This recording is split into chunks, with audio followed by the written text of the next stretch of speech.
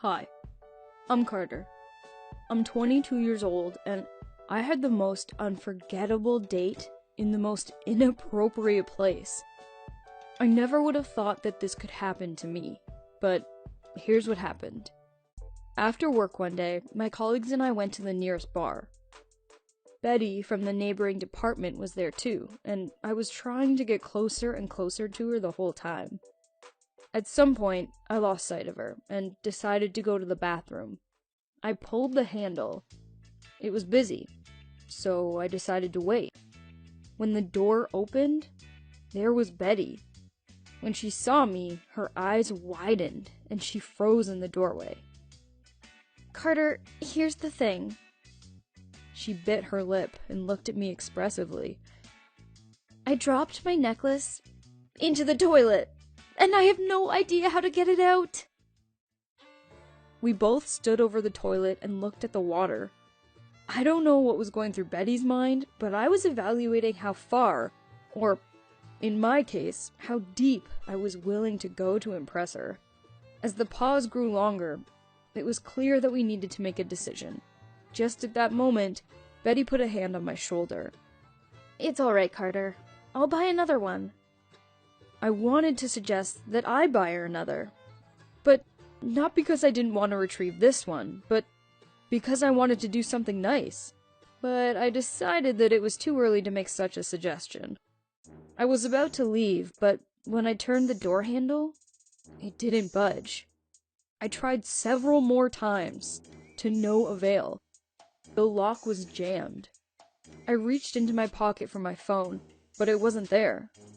Apparently, I had left it at the table. Betty, do you have a phone? We need to call someone so they can open it from the outside. No, I left it in my purse, she said, throwing her hands up. I thought that maybe I could just break the door, but first of all, I had never done that before, and it was impossible to be sure that I would succeed.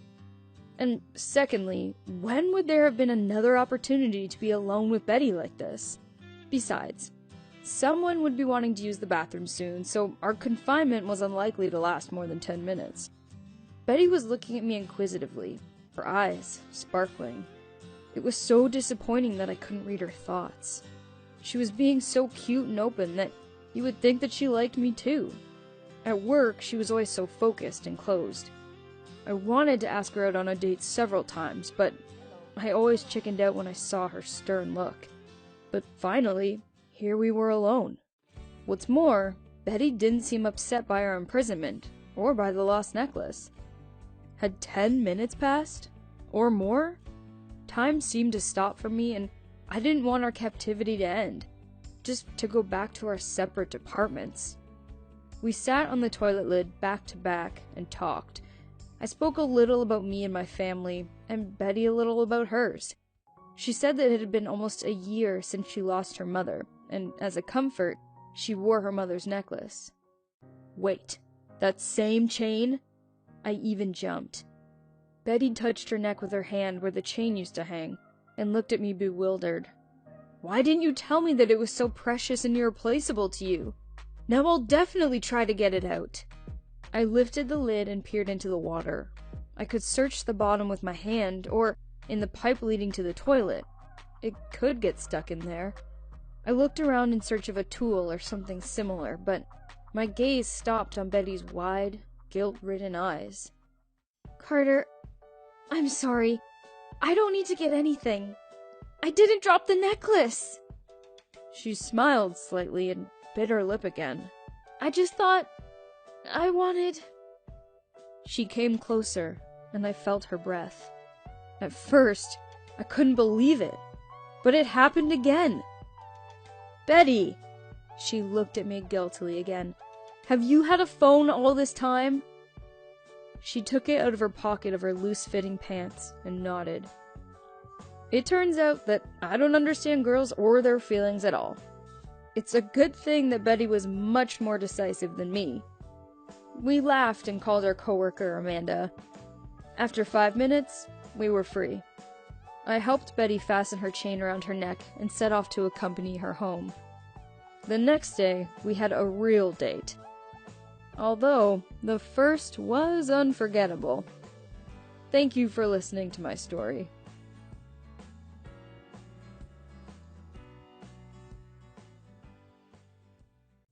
Hi, I'm Michael. I'm 27 and soon my dating life will ruin me. After all, for every date with a girl, I pay her at least $1,000, and I just can't stop it. Here's how I ended up in this situation. I work for my father's law firm, and in the future, the family business should be mine. Working 50 hours a week is not at all what I wanted, but otherwise my old man will leave me with nothing. Living up to his expectations my whole life, I've never done what I love. He always decided where I would go to school, what kind of sport to do, and with whom to be friends. Only on Saturday evening could I be myself. But now, because of one such Saturday, I risk losing everything for which I have strived for so many years. That Saturday, as usual, I was at the club, and, as usual, left there with a girl. In the morning, we parted ways. I had already learned how to end these flings long ago, by not leaving hope for a next time. But on Tuesday, I received an email from her, to my work mail. She sent a revealing photo and a caption that read, "Let's do it again. This is Madeline." "Where did you get my email address?" I asked. She replied and said that I could not even imagine what else she had on me.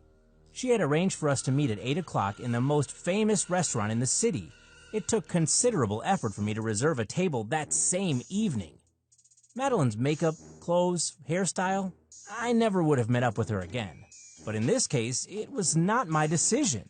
Since I wasn't planning to linger, I told her that I would only have a cup of coffee.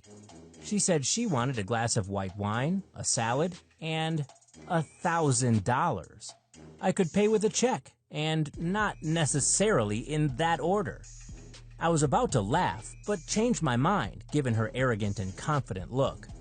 Without letting me answer, she said that she had a video of our entire Saturday night, and the most interesting and exciting fragments would certainly arrive by mail to both my father and all my employees if I did not meet her requirements that day. I told her that I first had to see this video in order to decide whether it was worth even half the amount she was asking. $1,000. This is the price for the opportunity to see it first, and perhaps you'll be the only one, was her answer. That evening in the restaurant, she got everything she ordered, including the check which I wrote. In the morning, a video file showed up in my email. Yes, it was definitely worth the money. Then another message. She had made another appointment at the restaurant. I was seething with rage because I already paid her. What did she want from me now? She asked me for another $1,000. I could hardly restrain myself from making a scene. "With that attitude, you didn't have to come at all," Madeline said. "And send me the money right away. The total value of this video is $1 million. Either pay it all up front or get ready for many more meetings to come. If you don't do it, I will send this file to your father, colleagues, friends. I will post it on every site there is. After that, you won't just lose your father's business. You'll never be able to work in any law firm again. Well, except maybe as a janitor." 2 months have passed since that second meeting, and in that time, there have been 8 more. It's not hard to calculate how much it cost me. You're probably wondering what is on that video, and how am I stuck in all this? I reached out to my sources and found out that Madeline's brother had been practicing with his father not so long ago. Obviously, after that, one of them came up with the idea to set me up and get some easy money. Meeting in the club, the hotel room, at the time, it seemed funny to me. But now this joke will either ruin me or destroy my career and deprive me of my inheritance.